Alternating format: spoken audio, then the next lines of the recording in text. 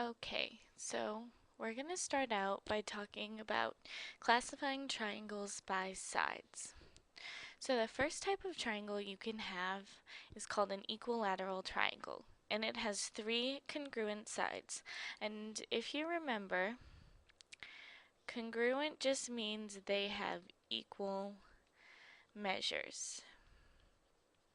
So we mark by congruent sides by putting little tick marks on each side.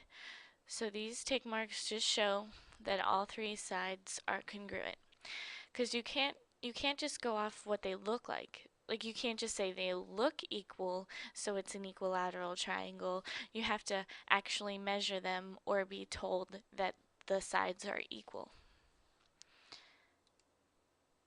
So the next kind of triangle we have is an isosceles triangle.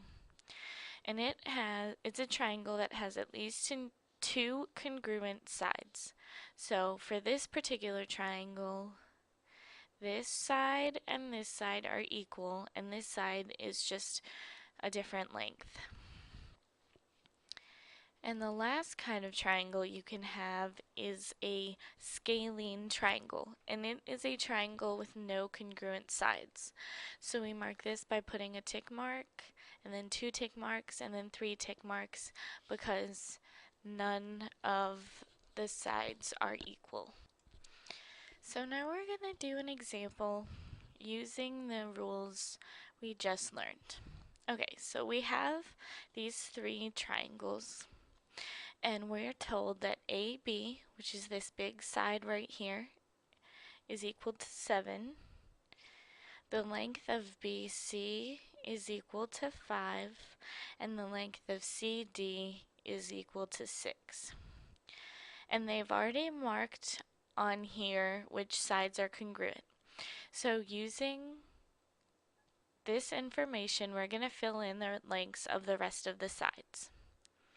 So since we know that BC is 5 and it's congruent with segment ED,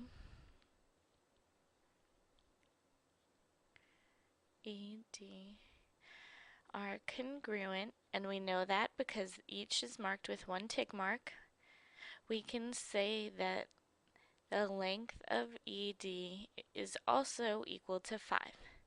So we're going to fill that in. Now we're told that CD is equal to 6. And we know that CD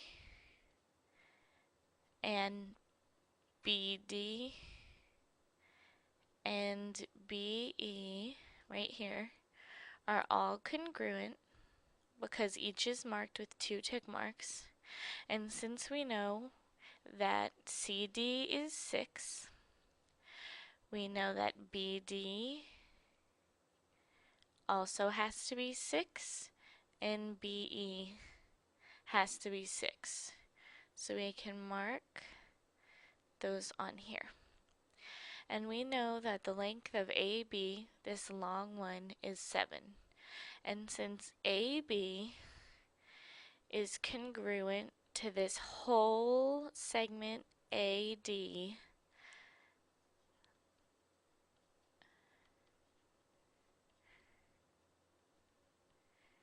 we know that AD also has to equal 7.